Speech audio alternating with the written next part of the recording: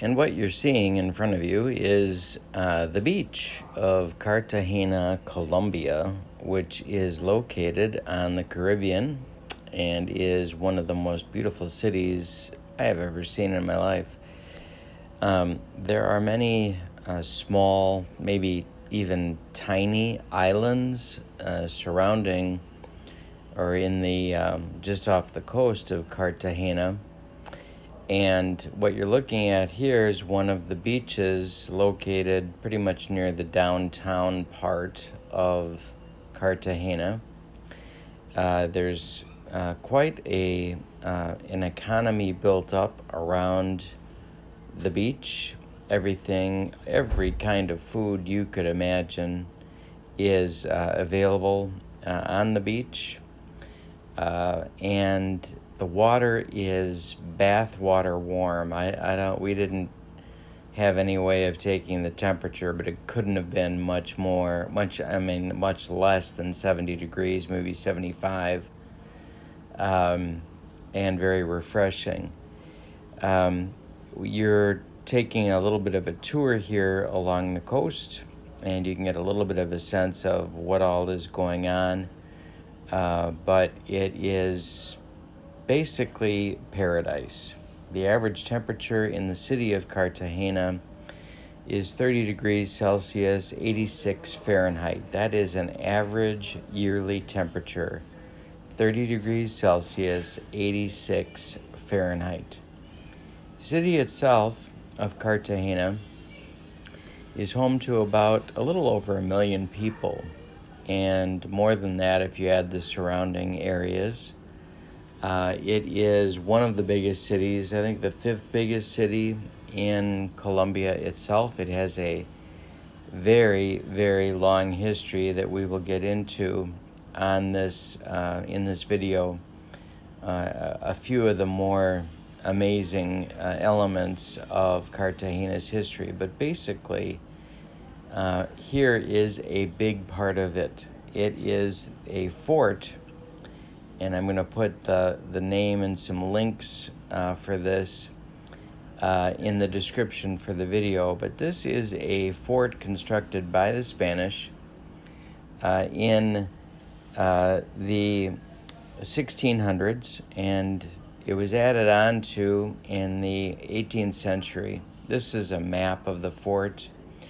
You can find these online as well. And it was the intent of this fort, and it's located, you'll see in a few minutes, not far from the Caribbean, so that it is a lookout point for pirates invading from France, sponsored by the French, and from military attacks by the British, which it had to repel. Cartagena itself was seen as a gateway for Spain to take gold from Peru and then ship it back to the mother country. So all of what you're seeing here was built, and everything over these next few minutes was built to defend the city. Way off in the distance, you can see the Caribbean. Beyond the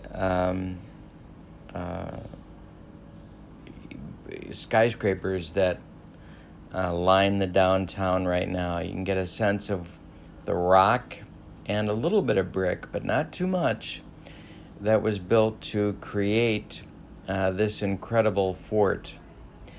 But it's not just a fort. It's also a defensive situation, but it could also be used very aggressively, offensively. And the range of the cannon would easily hit targets approaching in the Caribbean. So not only could they see the enemy coming, but they could also do something about it by firing some of the many batteries of cannon that existed in the fort. And that's not all it is. What you're seeing right now are some of the tunnels underneath the fort that was used to move men and material around the fort to the most strategic locations. In fact, the fort had a changing and evolving password. And if you were approaching the fort as an individual or a group and you didn't know the password, you were killed immediately. So there was no messing around with this.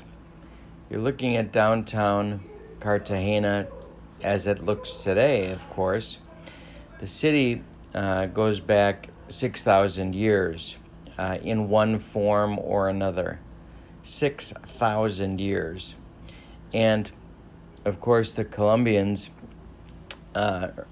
gained their independence in the early 1800s, declared in 1810, and then a number of years later, in the 1820s, officially recognized more or less. And Cartagena fell into some disrepair.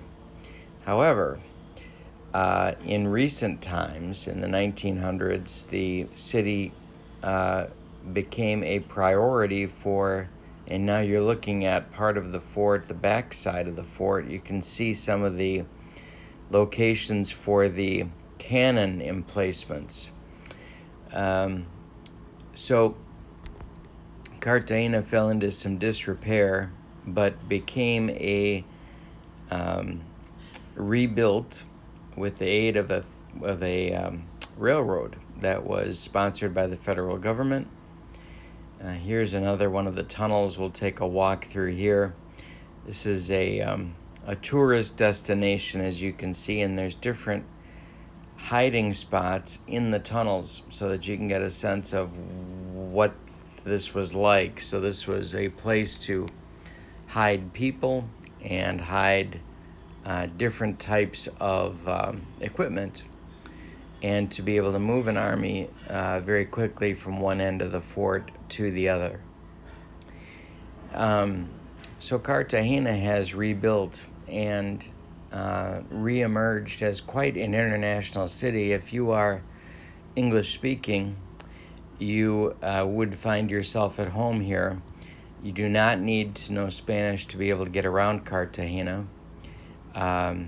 If you do, of course, it's wonderful. But if you don't, you can certainly find your way around and get lots of help. It's a very tourist-oriented destination for lots of travelers, partly because of the weather and partly because of the history. There's so much history in Cartagena. There is a statue, for example, of Pope John Paul II from a visit that he made in 1986. There is a further part of a walled city that you can visit as well. Everything is sort of geared toward the visitor. And it's pretty reasonably priced as well if you're thinking about a vacation spot. Now here I'm standing underneath the Colombian flag and taking this video as on sort of the second level of the fort. You can see the water a little bit easier from where I am standing here, from where this part of the video is being taken. This is not the highest point in the fort at all, not by a long shot, but this gives you an idea of another lookout area. As the video turns to the back here, this is behind, or turning alongside the fort, and then looking south behind the fort, and the port for that matter. And you can see where the cannons would sort of emerge from the gaps in the wall.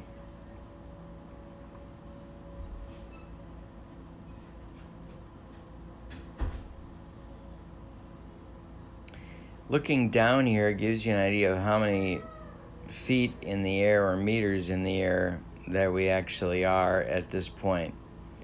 The stairs that you see, of course, back then would have been replaced by ladders, and the ladders could easily be pulled up to protect entry. This is, I don't know, we might be 6-7 stories high at this point, something like that. looking down at the cars driving past the fort, and then getting a closer look at the distance, off in the distance. This is a spot where the cannon would sit, and the kickback from the cannon could be absorbed by the wall. And when you're looking at the size of the guns they were firing here, you're probably talking about quite a kick to the cannon that they were firing.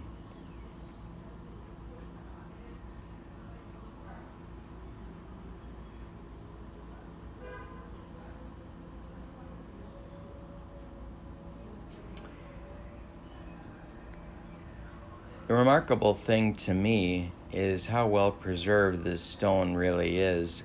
Some repair work has been done to it, but not very much. This is pretty much pristine work that has existed for nearly 600 years. These stairs that you see to the left are an example of something that wouldn't have existed back then, but would have been replaced by a ladder back in those times.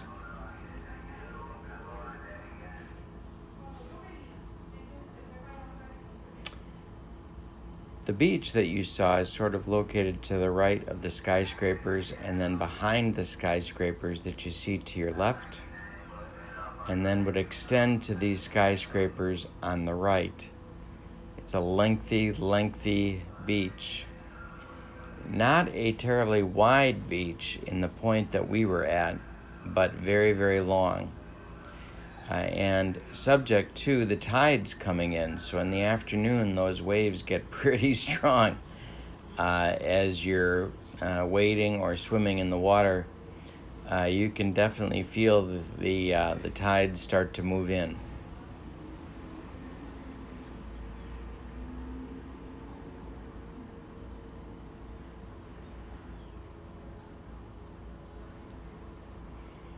So this was a serious undertaking by the Spanish, and done obviously with the idea that there was a considerable investment and that it was going to be worth every penny based on what they could get out of South America and then ship back to Spain as a result. And so many, not just this fort, but many other types of defenses were built to try and protect the Spanish and colonial investment. Now we're coming down the hill here to depart, and what you're seeing in front of you is an example of the cannon that were used in the fort. And so I love it that the guy is sitting there, because it gives you an idea of the size of the weapons that they were using. Not all were this size, some were actually larger, but the distance that could be covered certainly got the job done with the weaponry. You're looking up at the fort itself from the parking lot, so this would be the lowest point that you could look up at if you were a potential invader.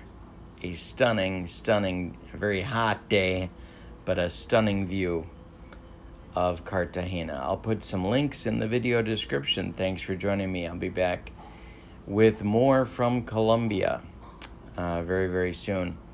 And there is a final look at the Colombian flag. Thanks again.